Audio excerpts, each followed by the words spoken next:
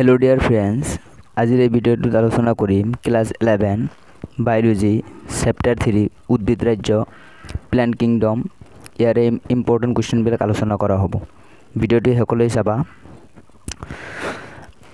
First question 2022 एटु आहिছিল जे पाँच राज्य पद्धति कोन আগবঢ়াইছিল। आन्सार হ'ব R.H. व्हाइटिकार 1969 চনত। पाँच राज्य হৈছে মনেৰা, প্ৰতিষ্ঠা, উদ্ভিদ, বেকুৰ আৰু প্ৰাণী। ইয়াৰে তোমালোকৰ উদ্ভিদ ৰাজ্য যেটো আছে হেইটোৰে শ্ৰেণী বিভাজন যে উদ্ভিদ ৰাজ্য দুই ভাগত প্ৰথমে ভাগ কৰা হৈছে। অপুষ্পক মানে ফুল নথকা আৰু সপুষ্পক মানে ফুল থকা। আকৌ মানে ফুল নথকা বিলাকক তিনিটা ভাগত ভাগ কৰা হৈছে, হেলাই বৰ্গ, মজ বৰ্গ আৰু ডেকিয়া বৰ্গ। আৰু ফুল থকা বিলাকক দুটা ভাগত ভাগ কৰা হৈছে, এটা হল নগ্নবীজি আৰু এটা হল গুপ্তবীজি। এই নগ্নবীজিৰ উদাহৰণ পাইনাছ, সাইকাছ। গুপ্তবীজিৰ উদাহৰণ হল আম, কঁঠাল। আকৌ গুপ্তবীজিক দুটা ভাগত ভাগ কৰা হৈছে, একবীজপত্ৰী আৰু দ্বিবীজপত্ৰী। একবীজপত্ৰীৰ উদাহৰণ ধান আৰু দ্বিবীজপত্ৰীৰ উদাহৰণ হল আম। এই নোটছখিনি তোমালোকে লিখি ল'বা আৰু ইয়াৰ পৰা মানে তোমালোকে 1 মাৰ্কৰ 2 মাৰ্কৰ আৰু 5 মাৰ্কৰ কুৱেশ্যনবিলাক তোমালোকে কমন পৰিব। এইখিনি তোমাৰ বহি লিখি ল'বা। তাৰপিছত হল যে বৰ্গীকৰণ পদ্ধতিসমূহ। বৰ্গীকৰণ পদ্ধতিসমূহ হল তিনিটা। 1 নম্বৰ কৃত্ৰিম বৰ্গীকৰণ পদ্ধতি। কৃত্ৰিম বৰ্গীকৰণ পদ্ধতিত কেৱল বাহ্যিক চৰিত্ৰ যেনে স্বভাৱ, বৰণ, পাতৰ আকাৰ আৰু সংখ্যা আদি ব্যৱহাৰ কৰা হয়। সেইবিলাক প্ৰধানকৈ অংগজ চৰিত্ৰ বা সুস্থিতিপকৰ চৰিত্ৰৰ ওপৰত প্ৰতিষ্ঠিত। কৃত্ৰিম বৰ্গীকৰণ পদ্ধতিত সমূহত ওচৰৰ সম্পৰ্কৰ প্ৰজাতিসমূহ একেলগে স্থান দিয়া হোৱা নাই। কৃত্ৰিম বৰ্গীকৰণ পদ্ধতিসমূহত অংগজ আৰু যৌন চৰিত্ৰ এইবিধকো সমানে গুৰুত্ব দিয়া হয়। যে কৃত্ৰিম বৰ্গীকৰণ পদ্ধতিত গ্ৰহণযোগ্য নহয়, কাৰণ অংগজ চৰিত্ৰসমূহ সহজতে পৰিৱেশৰ দ্বাৰা প্ৰভাৱিত হয়। 2 নম্বৰ ৰোমান 2 প্ৰাকৃতিক বৰ্গীকৰণ পদ্ধতি।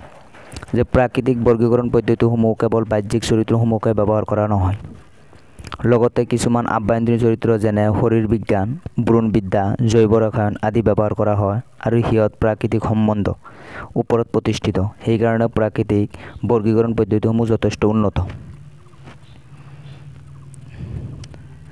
ৰোমান 3 নম্বৰ যে জাতিভিত্তিক বৰ্গীকৰণ পদ্ধতি। এই পদ্ধতি সবাতকৈ গ্ৰহণযোগ্য। এই পদ্ধতিত জীৱৰ বেলেগ বেলেগ গোটৰ জৈৱ বিৱৰ্তনীয় সম্পৰ্কৰ ওপৰত প্ৰতিষ্ঠিত। এই পদ্ধতিৰ দ্বাৰা আমি বুজিব পাৰোঁ যে একোটা বৰ্গৰ অন্তৰ্গত জীৱসমূহৰ পূৰ্বপুৰুষ একে। তাৰপিছত তোমালোকে চাবা হেলাই মানে ইম্পৰ্টেণ্ট হয়, এইটো টপিক তোমালোকৰ ইম্পৰ্টেণ্ট হয়। ইয়াৰ পৰা তোমালোকৰ মানে কুৱেশ্যন আহে যে এককোষী হেলাইৰ উদাহৰণ হ'ল ক্লোমাডাইমনাছ আৰু ক্লৰেলা। উপনিবেশ পাতি বাস কৰা হেলাই বলবক্স। সূত্ৰ আকাৰৰ হেলাই ইউলথ্ৰিক্স বা স্প্ৰগাইৰা। ইয়াৰ পৰা মানে তোমালোকৰ 1 মাৰ্কৰ কুৱেশ্যন আহিব পাৰে, চাবা। তাৰপিছত যে হেলাইৰ চাৰিত্ৰিক বৈশিষ্ট্য। যে হেলাই হৈছে পত্ৰশৰীৰযুক্ত সবল সমকায় স্বভোজী উদ্ভিদ। হেলাই সাধাৰণতে পানীত নিৰ্মল আৰু লুণীয়া পানীত জীৱন ধাৰণ কৰে, কিন্তু সেমেকা শিল, মাটি, কাঠ আদিতো এইবিলাকৰ জন্ম হোৱা দেখা যায়। 3 নম্বৰ সিহঁতৰ কিছুমান বেকুৰৰ লগত লাইকেন আৰু কিছুমান পানীৰ লগত স্লুথ বালুক সহযোগী হিচাপে কাম কৰে। যে হেলাই এককোষী বা বহুকোষী হ'ব পাৰে। এককোষী বহুতো হেলায়ে থোপ পাতি উপনিবেশ সৃষ্টি কৰে। হেলায়ৰ প্ৰজনন পদ্ধতি অংগজ, অযৌন আৰু যৌন হ'ব পাৰে। এইবিলাক হেলায়ৰ চাৰিত্ৰিক বৈশিষ্ট্য।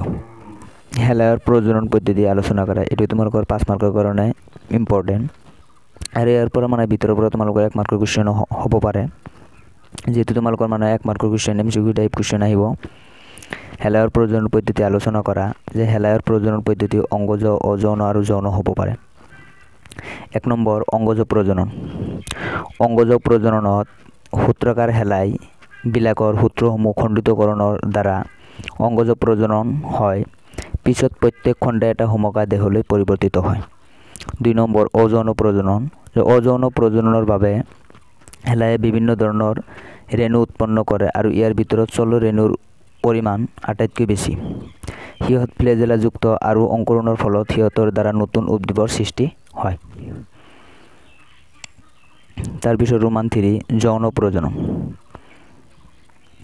দুটা জনন কোষৰ মিলনৰ যোগেদি যৌন প্ৰজনন হয়। এই জনন কোষ আকাৰত সৰু আৰু ফ্লেজেলাযুক্ত ক্ৰম'ডাইমনাছ নাইবা সৰু আৰু ফ্লেজেলাবিহীন স্পিৰোগাইৰা হ'ব পাৰে। এনে ধৰণৰ প্ৰজননক সমজনন কোষী বুলি কোৱা হয়। এটা ডাঙৰ ফ্লেজেলাবিহীন জনন কোষ আৰু এটা সৰু ফ্লেজেলাযুক্ত জনন কোষৰ প্ৰজনন ক্ৰম'ডাইমনাছক কোৱা হয়। আৰু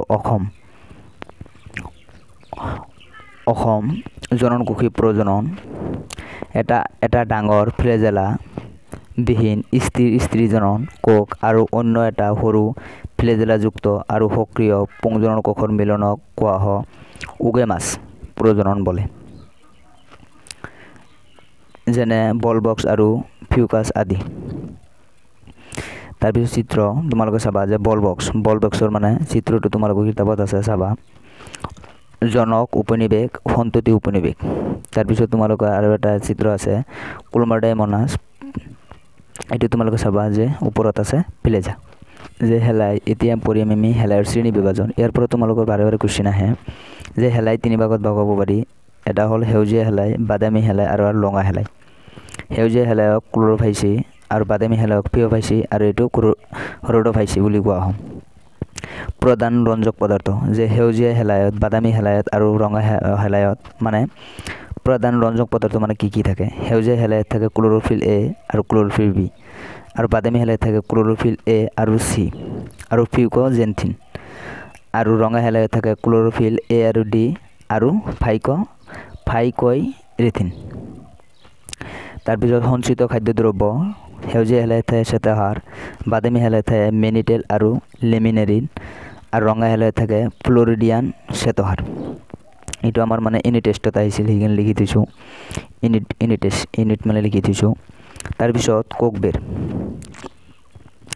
যে সেউজীয়া হেলায়ত থাকে চেলুলোজ, আৰু বাদামী হেলায়ত থাকে চেলুলোজ আৰু এলগিন, আৰু ৰঙা হেলায়ত থাকে চেলুলোজ, পেকটিন, পলিসালফেট ইষ্টাৰ। এইখিনি তোমালোকে চাবা। ইয়াৰ পৰা বনাই 1 মাৰ্কৰ কুৱেশ্যন আহিব পাৰে। তাৰপিছত তোমালোকে যে ডেকিয়া বৰ্গ, এইটো আমাৰ ইউনিট টেষ্টত আহিছিল যে ডেকিয়া বৰ্গৰ মানে শ্ৰেণী বিভাজন। এইটো তোমালোকৰ 2 মাৰ্কৰ কুৱেশ্যন আহিব পাৰে। যে 1 নম্বৰ হ'ল যে চাইলপচিডা, 2 নম্বৰ লাইকপচিডা, 3 নম্বৰ স্পনপচিডা, 4 নম্বৰ টেৰপচিডা। 4টা ভাগত ভাগ কৰা হয় ডেকিয়া বৰ্গক। ইয়াৰে উদাহৰণ হ'ল চাইলোটাম, ইয়াৰ উদাহৰণ হ'ল লাইকপডিয়াম আৰু চিলাজিনেলা, আৰু এইটো হ'ল ইকুৱেজেটাম, আৰু এইটো উদাহৰণ হ'ল টেৰিছ, এডিএণ্টিয়াম, ডাইপটেৰিছ। তোমালোকে এইখিনি মানে কিতাপত আছে, তোমালোকৰ মানে কিতাপত যদি স্পেলিং মানে ভুলৰ সম্ভাৱনা থাকে কিতাপত তোমালোকে চাই ল'বা। এইবিলাক মানে 1 মাৰ্কৰ কুৱেশ্যন হ'ব পাৰে। যে বুহৰকৰা আৰু এলগিন কি? বুহৰকৰা আৰু এলগিন হৈছে মুগা হেলায়ৰ পৰা তৈয়াৰ কৰা এবিধ বুহৰকৰা। তাৰপিছত 1 মাৰ্কৰ কুৱেশ্যন আহিব পাৰে যে কেৰাজিন কি? যে কেৰাজিন হৈছে ৰঙা হেলায়ৰ পৰা পোৱা এবিধ বুহৰকৰা। তাৰপিছত চাবা, এইটো আমাৰ ইউনিট টেষ্টত আহিছিল। তোমালোকে চাবা যে কুৱেশ্যন আহিব পাৰে একবীজপত্ৰী আৰু দ্বিবীজপত্ৰীৰ পাৰ্থক্য লিখা।